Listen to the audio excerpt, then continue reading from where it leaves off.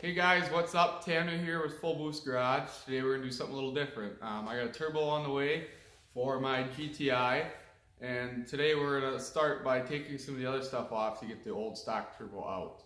So let's see what comes.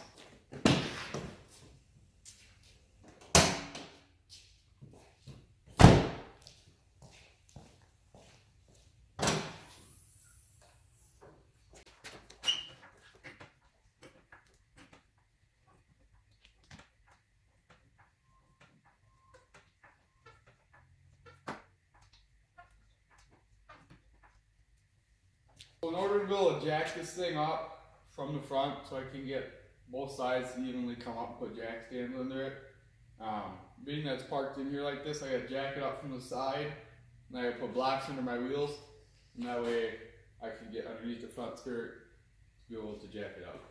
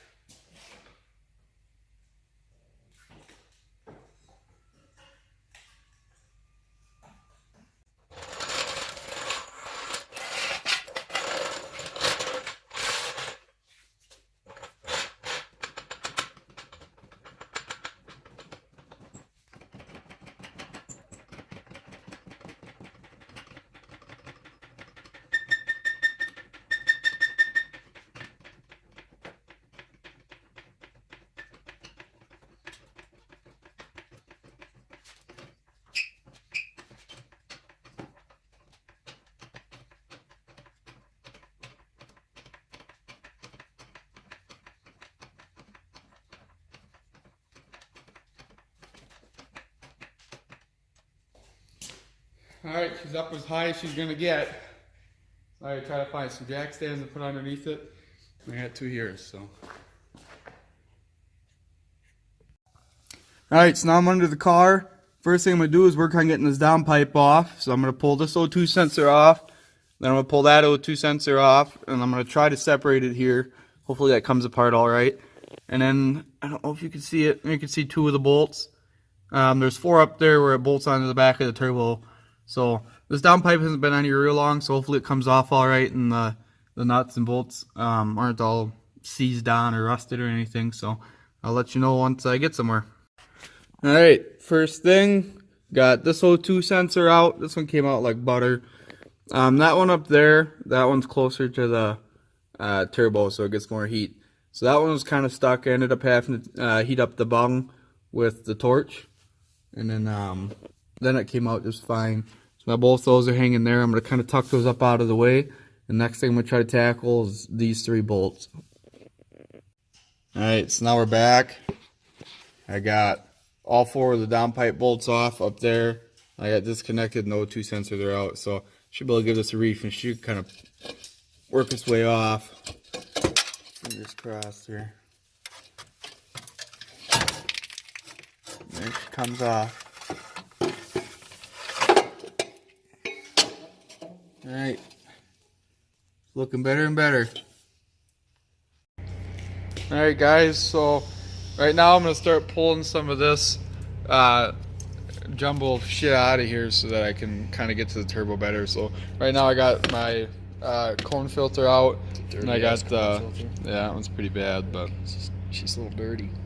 I need to get a new one. But then my MAP sensor's out. So I'm going to work on getting my whole intake pipe out and try to reveal the turbo a little better.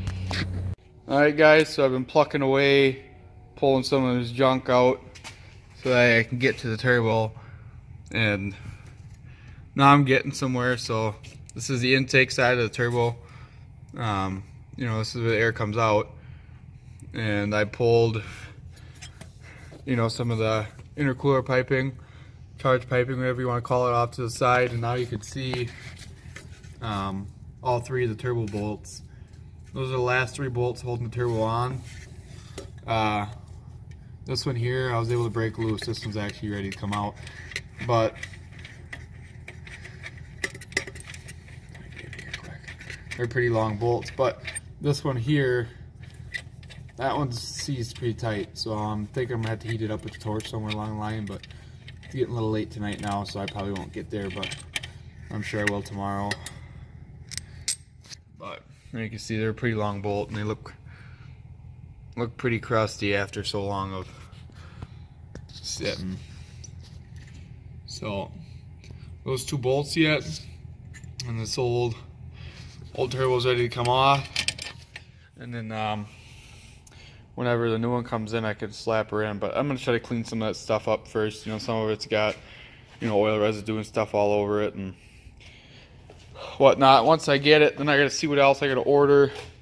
I want to order a new intake pipe, because, you know, these obviously aren't too good with the flexible ripples and stuff in it, and they're just not designed very nice for airflow. So I gotta order a new one of those. Now I'm gonna have to order some gaskets too, so I'm not sure what else I'll need, but once I kind of get a little further and get the turbo swapped out, then I'll be able to see what I'll need to order and go from there. But so, alright, that'll be it for this clip. I will continue the video with more clips of me doing this and make it all one video, so you'll see it all at once. But for me, I'll be back tomorrow. So alright, so we're back. We did manage to get the turbo out. It was a little fussing around because it's got, I think, 4 oil and water cooling ports, so it took a little extra time to get to each one. But she's a little old and grubby. I did notice, it's gonna be kind of hard to show on camera, but there is a bit of shaft play. I don't know if you'll be able to see it. Yeah, I think you could see it. And there is a few nicks on one of the impellers. Let's see if I can find it. Or on 2 of the impellers. You can see they're kind of getting beat up, so that's not good either. But so this is the stock KO3 right here, and then we're swapping it with the KO4. Hold that up quick. So you can see there's a noticeable size to the impeller. The rest of the turbo is pretty close to identical. The only difference is this one's got sort of a can on it. That one doesn't, which I don't think will cause any issues. But so now we are going to, I have one oil line that's stuck on here yet, their coolant line, and I have to get that off, and we're going to start swapping stuff over to that turbo, and we're going to get ready to start putting her back up. And I should have everything to get it put back in. The only thing I'm going to be missing is this intake pipe here, where on the stock KO3 it's got that kind of cast iron, aluminum, whatever it is, elbow that comes up and it connects to that kind of crappy plastic rubber flexible thing. And this one I got to order the silicone hose that comes up to get rid of all that. So I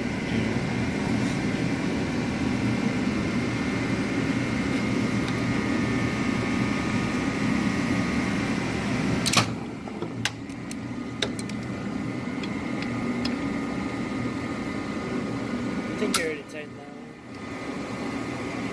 maybe I did.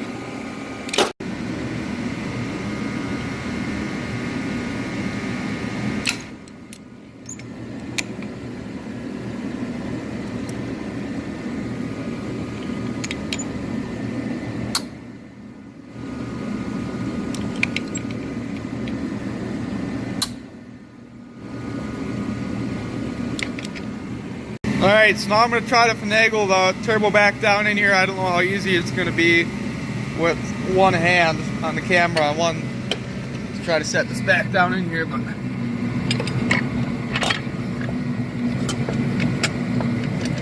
think you're gonna have a problem. what's that? You like both? I don't know.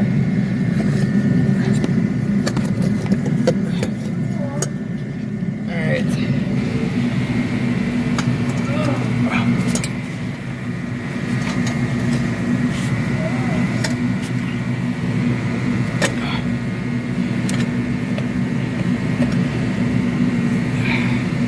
Okay, so it's kind of finagled back in here. Now I gotta try to get it around some of these hoses and other shit quick. There we go.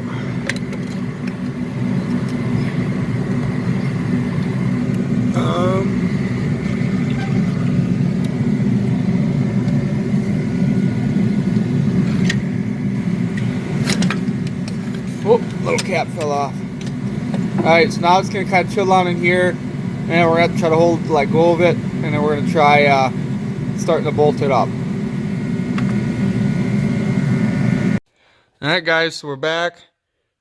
Chell here is helping me. Only help I got right now. So we did get the turbo mounted. I did not film a lot of it because it was just being a real pain in my ass. He had to kind of go underneath and pry it around so I could get to line up to these holes.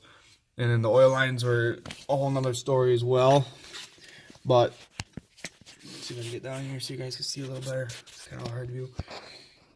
But there's 3 bolts. That one's kind of hidden back underneath the shield, so that one was a pain to get to. But I got 2 more lines to connect on the bottom side. One for oil, one for water cooling. Those will be easy to get to. Then we can put the rest of this together. We can put all our charge piping and whatnot together and then connect that.